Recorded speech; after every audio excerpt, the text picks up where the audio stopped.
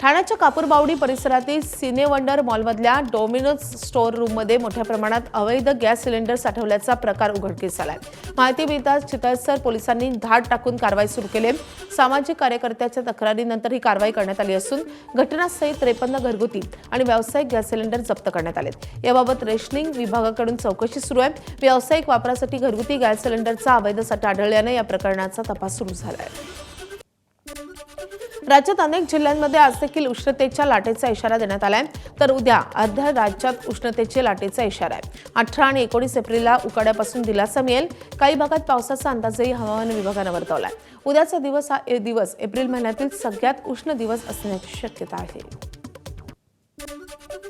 राज्यभरातील तापमानात प्रचंड वाढ झाली आहे। जगातील सर्वात उष्ण 10 शहरांमध्ये विदर्भातील 4 शहरांचा समावेश आहे। विदर्भातील बहुतांश जिल्ह्यांमध्ये तापमान 42 ते 43 अंशांच्या वर गेले आहे। अकोल्यात 44.2, अमरावतीत 44, वर्ध्यात 43.9 आणि नागपुरात 43.4 अंशांवर तापमान गेले, तर विदर्भातील बहुतांश जिल्ह्यांमध्ये काल तापमान 40 पार गेल्याचं पाहायला मिळालं। या उष्माघातामुळे वाशिम आणि अकोल्यात दोघांचा मृत्यू झाला।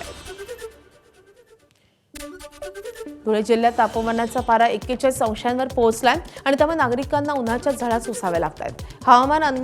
हवामानाचा अंदाज खात्यानं तापमानात अजूनही वाढण्याची शक्यता वर्तवली आहे। दरम्यान नागरिकांनी अत्यावश्यक काम असेल तरच घराबाहेर पडावं, अन्यथा सकाळच्या सुमारास आपली कामं करून घ्यावीत, असं हवामान प्रशासनानं केलंय। तसंच वाढत्या तापमानामुळे उष्माघाताची शक्यता आहे आणि त्यामुळे उष्माघाताची लक्षणं आढळल्यास नागरिकांनी त्वरित जिल्हा शासकीय रुग्णालयात उपचार घ्यावेत, असं आवाहन जिल्हा प्रशासनाच्या मार्फत करण्यात आलं आहे। जनतेला नम्र आवाहन करतो की सध्या एप्रिल महिना सुरू झाला असून तापमान दिवसेंदिवस वाढत आहे। 40, 41, 42, 43 पर्यंत जात आहे। तरी नागरिकांनी दुपारी 12 ते 4च्या दरम्यान बाहेर फिरणे टाळावे। बाहेर जात असताना टॉवेल, टोपी, रुमाल, चष्मा घालून उन्हापासून संरक्षण करण्याचा प्रयत्न करावा। वाढत्या तापमानाच्या पार्श्वभूमीवर हवामान विभागानं 17 एप्रिल हा सर्वात उष्ण दिवस ठरणार असल्याचा अंदाज व्यक्त केलाय, तर 18 आणि 19 एप्रिलला राज्यामध्ये काही भागात पावसाची शक्यताही वर्तवण्यात आली आहे।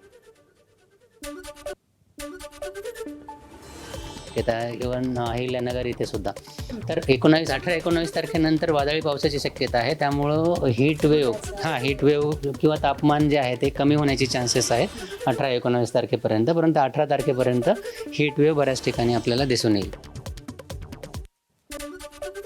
ठाण्यामध्ये तापमान 37 अंशांवर पोहोचलंय। गेल्या आठवडाभरापासून तापमानात वाढ होत असताना ठाण्यामध्ये सर्वाधिक तापमानाची नोंद झाली आहे। वाढत्या तापमानामुळे सनस्ट्रोक, डोकेदुखी, लो बीपी असे आजार उद्भवू शकतात आणि त्यामुळे घराबाहेर पडताना नागरिकांनी काळजी घेण्याचं आवाहन प्रशासनानं केलं आहे। अहिल्यानगर जिल्ह्यात वाढत्या तापमानामुळे उष्माघाताचा धोका निर्माण झालाय। गेल्या काही दिवसात तापमान 39 अंशांवर पोहोचल्यानं प्रशासनानं नागरिकांना सतर्कतेचा इशारा दिलाय। भारतीय हवामान खात्याने राज्यात उष्णतेची लाट तीव्र होण्याची शक्यता व्यक्त केली आहे। उष्माघात टाळण्यासाठी वारंवार पाणी पिणं, दुपारी 12 ते 3 या वेळेत बाहेर जाणं टाळलं आणि हलके सुती कपडे वापरण्याचं आवाहन करण्यात आलंय। लक्षणं दिसल्यास तत्काळ डॉक्टरांचा सल्ला घ्यावा असंही प्रशासनानं सांगितलंय, तर योग्य ती काळजी घेण्याचं आवाहनही जिल्हाधिकाऱ्यांनी केलंय। आपण सर्व जिल्ह्याच्या नागरिकांना असं आपण त्यांना सजेशन केलेलं आहे की सर्व लोकांनी उन्हात त्यांचा एक्सपोजर तो कमीत कमी ठेवायचा आहे आणि बाहेर निघताना सुद्धा त्यांचे हेड आहे तो त्यांनी टोपी आहे किंवा दुसरे रुमालने कव्हर करणे गरजेचे आहे। प्लस सर्व लोकांनी बाहेर पडताना सुद्धा आणि अदरवाईज पण त्यांच्या सोबत पिण्याचे पाणी असेल किंवा दुसरं कोणतं लिक्विड असेल, ताक आहे किंवा दुसऱ्या प्रकारचे, ते त्यांनी जास्त कन्झ्युम केलं पाहिजे। विदर्भात उन्हाचा तडाखा तीव्र झाला असून हवामान विभागाकडून पुढील 8 दिवस उष्णतेच्या लाटेचा इशारा देण्यात आलाय। अकोल्यासह विदर्भातील नागपूर, अमरावती, वर्धा, यवतमाळ आणि गडचिरोलीत तापमान 42 ते 44 अंश सेल्सिअस इतकं आहे। गेले काही दिवस सातत्यानं जाणवत असलेल्या या उकाड्यामुळे विदर्भातील नागरिक हैराण झालेत। नागपूर वेधशाळेच्या अंदाजानुसार येणाऱ्या काही दिवसात तापमान 45 अंशांच्याही वर जाणार आहे। महाराष्ट्रात सर्वत्रच तापमान वाढते, अशातच आता भंडाऱ्यात 42 अंश इतक्या तापमानाची नोंद झाली आहे। भंडाऱ्याचं तापमान आणखी वाढणार असल्याचा अंदाज हवामान विभागाने वर्तवला आहे। वाढत्या तापमानाच्या पार्श्वभूमीवर वर्ध्यातील शाळांना सुट्टी जाहीर करण्यात आली आहे. हवामान विभागानं दिलेल्या इशाऱ्यानुसार वर्धा जिल्ह्यात तापमान 43 ते 45 अंश सेल्सिअस पर्यंत जाण्याची शक्यता आहे आणि त्यामुळे उद्या शाळांना सुट्टी जाहीर करण्यात आली आहे. सर्व अंगणवाडी, प्राथमिक शाळा आणि माध्यमिक शाळांना सुट्टी जाहीर करण्यात आली आहे. वर्ध्यात 43.5 अंश सेल्सिअस इतकी तापमानाची नोंद करण्यात आली आहे. वाशिम जिल्ह्यात यंदा पाणी टंचाईचं सावट अधिकच गडद झालंय. वाढत्या तापमानामुळे लघु आणि मध्यम प्रकल्पातील जलसाठा झपाट्याने कमी होत असून तब्बल 229 गावे टंचाईग्रस्त म्हणून घोषित करण्यात आली आहेत. या संकटावर मात करण्यासाठी प्रशासनानं 2,74,00,00,000 रुपयांचा कृती आराखडा तयार केलाय.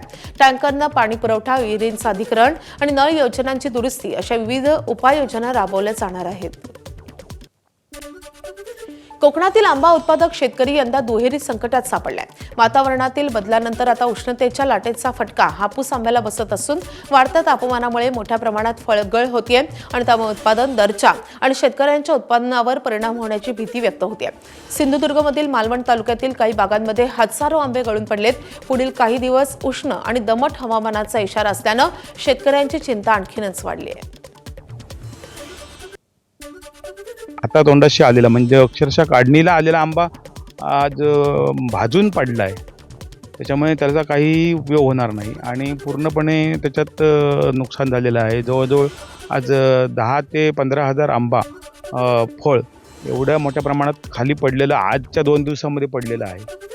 राष्ट्रपती द्रौपदी मुर्मू आज वर्धा जिल्ह्याच्या दौऱ्यावर आहेत. सकाळी 10:50 सेवाग्राम आश्रम, बापू कुटी येथे ते भेट देतील. तर 11:30 वाजता महात्मा गांधी आंतरराष्ट्रीय हिंदी विश्वविद्यालयात त्यांचं आगमन झाल्यानंतर विश्वविद्यालयाच्या दीक्षांत समारंभास उपस्थित राहतील. त्यानंतर दुपारी ते नागपूरला जातील. आज शेतकरी नेते राजू शेट्टी अवकाळी पावसामुळे काजू आणि आंबा पिकांचं झालेलं नुकसान या मुद्द्यावर सर्व राजकीय नेत्यांची भेट घेणार आहेत. सरकारकडे मदतीची मागणी करतील. आज सकाळी 11 वाजता राजू शेट्टी मनसे अध्यक्ष राज ठाकरे यांची भेट घेतील आणि त्यानंतर दुपारी 12:30 वाजता हर्षवर्धन सपकाळ आणि दुपारी 2 वाजता भाई जयंत पाटील यांची भेट घेतील. एबीपी माझा, उघडा डोळे बघा नीट.